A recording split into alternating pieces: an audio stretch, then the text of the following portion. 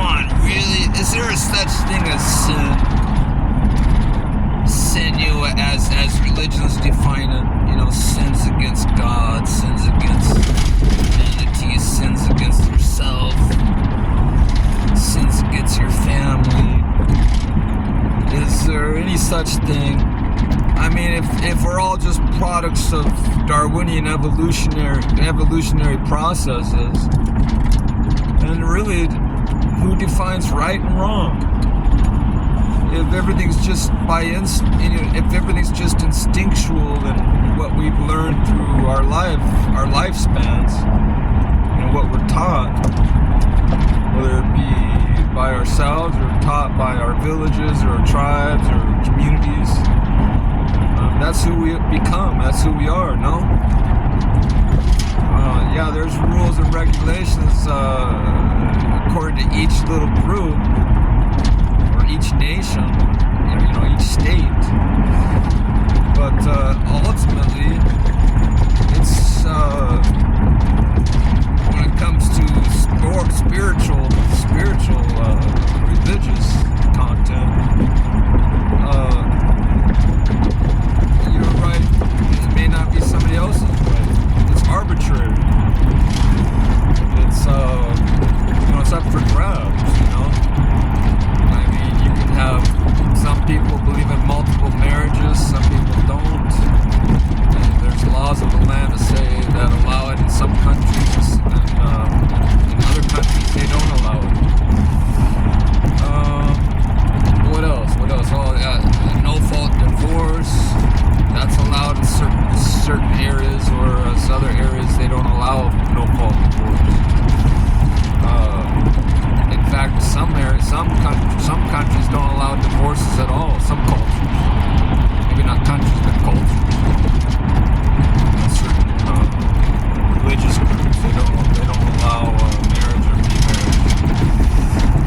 Be ostracized, or what do you call it? Exiled, excommunicated, unless you have that first marriage annulled. I believe the Catholics do that. I think they only honor marriages if they're performed within their community by a priest or bishop.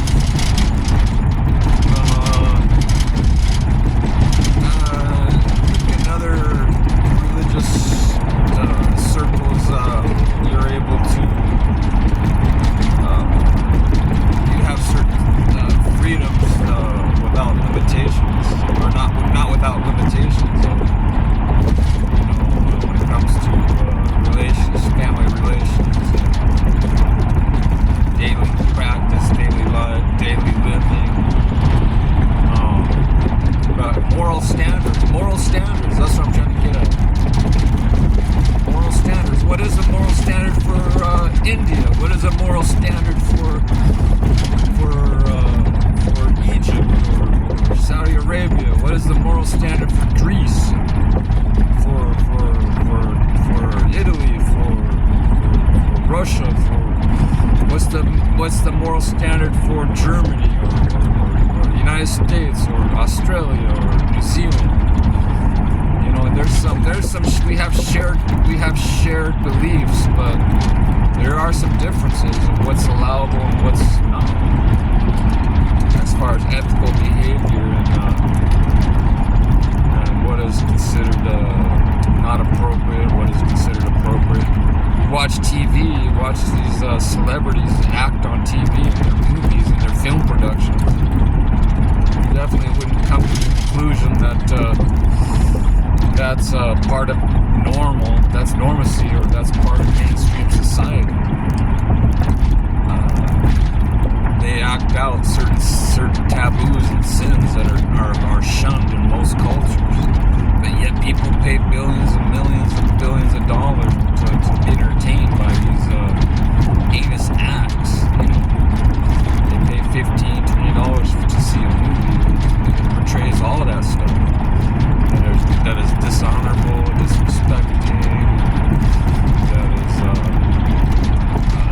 humiliating, that is foul or gross or obscene. And that their own society doesn't condone it. They don't enforce that. They don't embrace it. They don't promote it. Norms. But the movie industry does. I guess maybe that's just what not to do.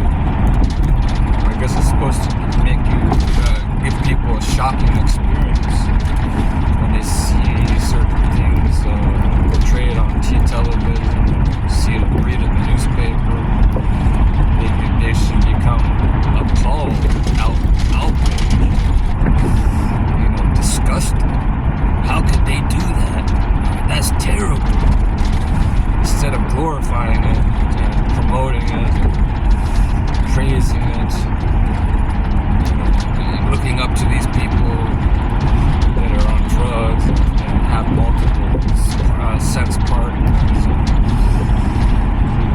That's somebody to look up to. Come on.